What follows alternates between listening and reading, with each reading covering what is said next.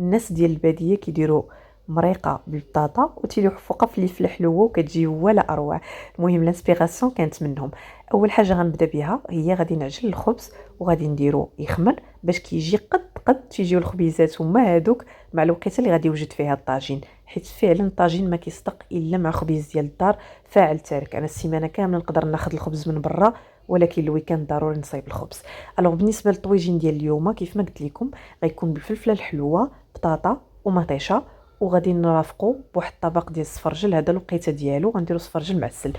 الخضره غنحتاجو المطيشه حجم متوسط، غنحتاجو 3 الفلفلات ما بين الفلفله حمراء وخضراء، وغنحتاجو 3 البصلات كبار، النص نقطعوه هكا مشلط والنص الاخر هكا جنب، ولكن بشرط انه يكون رقيق نيت.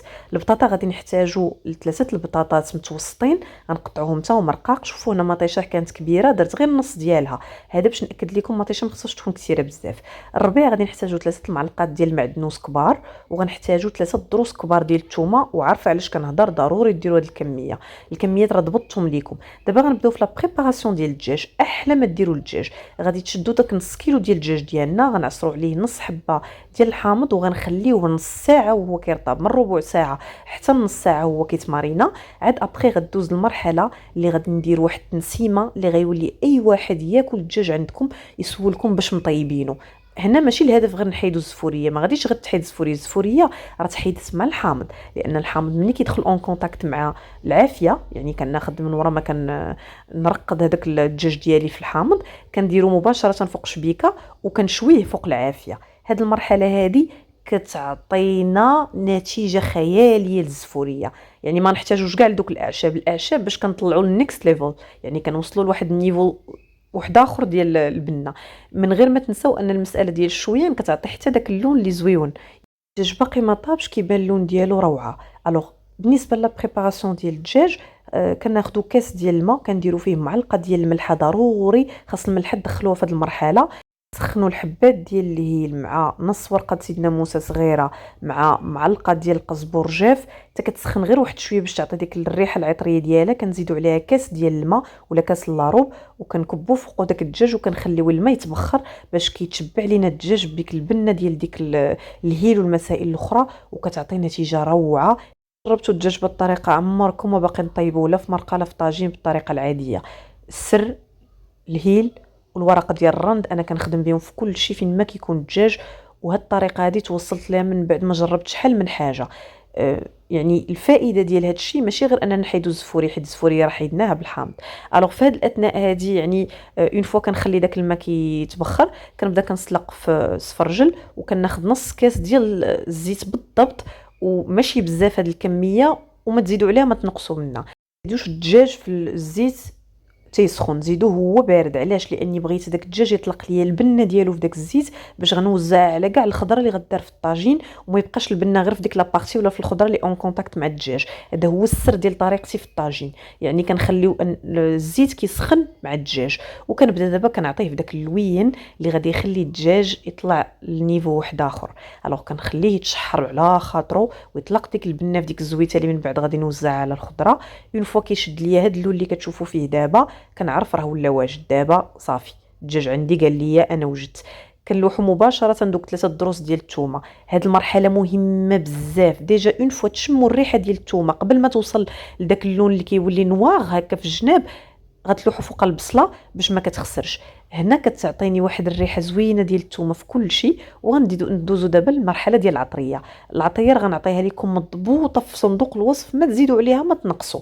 ما غنقولش لكم عينكم ميزانكم، ما كنامنش شي حاجه سميتها عينكم ميزانكم. كنامن بان الوصفه خصها تكون مضبوطه. الدجاج كيبغي سكينجبير زايد، كيبغي الشونيه اكثر ما كيبغي البزار.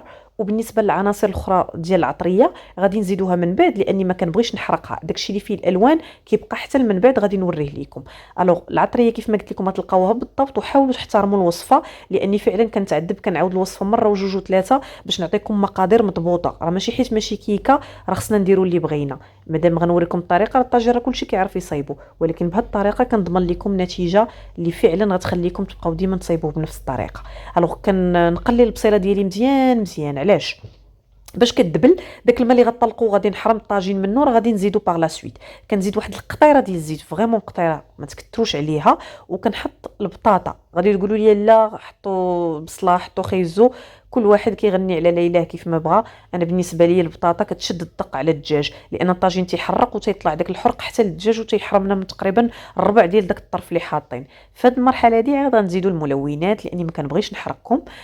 تنزيد تحميره والخرقوم البلدي، وغادي نزيد نص تقريبا ديال داك الربيع ديالي على الخليط ديال البصله وكلشي، وغنخليهم كيتشحروا باش داك البليله مع الزيت مع الدجاج كلشي كيتنقح، كلشي كيشد ليا ديك البنه اللي انا باغا واللي عندي بها الغرض. وغنوريكم السر في كيفاش غادي نحولوا هاد البنه دي حتى الخضره. الوغ كيف ما كتشوفوا حطيت دوك البطيطات باش يكاليو الصعره على الدجاج كيف ما تنقولوا هكا. مني غادي يطيب الطاجين وخا يتحرق ما يجرى والو. البصيله ديالي غادي نديرها في الجناب، لان جناب الطاجين معروف بانه ما تيحرقوش صوف الا نسيتو غبتوا على الوعي. الوغ تتحطوا داكشي وتتخلي واحد الكميه تقريبا شي 2 معالق ديال البصله مع ديك الدغيميره وداك الزويته اللي طالقه فيها الثومه، طالق فيها الدجاج، طالق فيها كلشي، يعني العصاره ديال كاع داكشي اللي ممكن يكون بنين. تنزيدو كويس ديال الماء. علاش غنزيدو كويس ديال الماء؟ كويس ديال الماء وغتذوقوا الا بان لكم خاص شويه ديال التحميره والبزار كتزيدوهم. علاش؟ باش حتى الخضره كتاخذ ليا دوك العناصر اللي انا باغا. ما كنوليوش الطاجين خصنا نحفرو حتى لتحت ديالو الاعماق باش نقدروا ناكلوا شي حاجه اللي بنينه والفوق يبقى بداك الشيء صفر وبيض. انا ما عرفتش، ما كيعجبونيش هذوك الطواجن اللي المنظر ديال البطاطا بيض من الفوق. تنشدوا دوك الفليفلات اللي شاوينهم تنقطعوهم هكا رقاق وتنديرهم في القبه ديال الطاجين فوق الدجاج. كاين بزاف ديال الطرق. هاد الطريقه اللي زوين فيها ان حتى الناس اللي ما عندهمش مثلا مع الفلفله بزاف تيقدروا ياخذوا دوك الفليفلات من الفوق بلا ما بالضروره ياكلهم كلشي بزز منه. وكاين طريقه اخرى اللي كناكلوا فيها الطاجين عاطيه فيه البنه ديال الفلفله، تنوجدها معكم من بعد. كنحط شويه ديال المعدنوس اللي بقى اللي النص الاخر، لان الفلفله كتعشق شي حاجه سميتها معدنوس. وكنحط الفلفله الحاره ديالي من الفوق. كيبان هنايا طاجين صافي راه قادينه، درنا المونتاج ديالو غنحطوه يطيب. بالنسبه للطريقه ديال الطياب غنوريها لكم. الوغ فهاد الاثناء هادي مني كيتسلق عندي السفرج المزيان كيكون صافي قرب يتدخل في الطياب، كنزيد عليه معلقه صغيره ديال القرفه، ولا ديروا القرفه عواد اللي بغيتوا. القرفه عواد كاع حسن، هذه كتقدر تولي مره يعني ما امكن نزيدوها حتى الاخر. الوغ الطاجين ملي يبدا يبقبق بحال هكا وكيبان لكم الزيت طلع للفوق، هذه دليل على ان الخضره بدات كتطلق الماء ديالها. وعلاش انا زدت داك الكاس لاروب ديال الزيت او كاس لاروب ولا كاس ديال الماء؟ لحقاش انايا مني قليت البصله حرمت الطاجين بديك الكميه ديال الماء اللي غتطلق البصله، سكيفي خصني نعوضها. بالنسبه للسفرجل مني كيبدا كيحيد منه داك الماء، يعني في الاصل ما كنسلقوش في الماء بزاف، كنزيد عليه شويه ديال السنيده على حساب نتوما الذوق ديالكم. سنيده عسل، لقيتو شي عسل كيفيد في الوقيته ديال البروده حبذا لو ديروه، يعني على حساب البسطام ديال كل واحد، على حساب الخاطر ديال كل واحد، وعلى حساب ما وجد. حنا هنا ماشي في اون سيونس اكزاكت، يعني كل واحد يدير على حساب اللي غادي يسلكو. الطاجين مني كيبدا كيبقبق بحال هكا ولكن تيبان لكم ما طالعش الزيت، طالع شويه ديال الماء، هذا معناه انه قرب يتدخل. الطاجين كيطيب بجوج طرق، اما كتخليو داك الطويجين ديالكم حتى كتشعلوا عليه العافيه بالجهد حتى كتطلق الخضره الماء ديالها وعاد كتخدموا به، اما كتخليوه 3 سوايع. انا الويكاند كنخليه يطيب على خاطرو وهكا، يعني ما عندي حتى شي حاجه. كنوض كنصبو هو الاول ونوجد داك الخبز ديالي، كيكون كلشي واجد، ما كتجي تلحق ديك الوحده جوج. شوفوا نتوما معاش كتغداو حتى كيكون كلشي واجد. الا كنت مزروبه هاد الطاجين راه من الطواجن اللي تقدروا طيبوهم بالزربه كتلقوا عليه غير العافيه. شوفي لي السفرجل شحال كيبان فن. خصكم تعلموا انكم تخدموا بالخضر الموسميه، لان فعلا ملي كتاكلوا في وقيته ولا اروع ولا احسن. وكيف ما قلت لكم الويكاند السر ديالو ان بنادم يعقل على اللقمه ديالو. السيمانه كيبقى بنادم تيتجار جري مع الخدمه جري مع المشاكل. حبذا لو اننا نوليو نسرقوا من العمر ديالنا وقيتات اللي ولو باشياء بسيطه كنقدروا نعيشوا اللحظه. والتجمع العائلي بطبيعه الحال كيعطيها واحد النكهه واحده اخرى. وتيقوني الطاجين هذا ما خصوش التجمعات، الطاجين هذا بوحدكم ويجيكم هو هذاك، يعني ما تقولوش باننا بوحدنا ما نطيبوش شي حاجه اللي زوينه. احتفلوا بريوسكم كيف ما كانت الاوضاع وكيف ما كنتو وفاش ما كنتو. المهم هو الانسان يعقل على راسو، حيت الا ما سرقتوش دوك اللحظات ديال السلم مع راسكم ما غديروا حتى شي حاجه. ايوا هذه هي الغديوه ديالنا اليوم، وانا كنوعدكم بانه غيكونوا سلسله اللي غيكونوا فيها بزاف ديال الاقتراحات ديال الماكله ديال الويكاند. وبالضبط الوصفه الجايه غتكون هي بوشيار اللي كان عليه الطلب وبزاف اللي سولوني عليه. دونك الوصفه الجايه ان شاء الله ديال الطياب غتكون هي بوشيير. شوفوا لي بوشيير ديال المزابيات كي داير. ما تنساوش تابوناو في لاشين، تخليو لي كومونتير بالاراء ديالكم بالطريقه ديالكم كيفاش كتوجدوا الطاجين، وبسلام عليكم.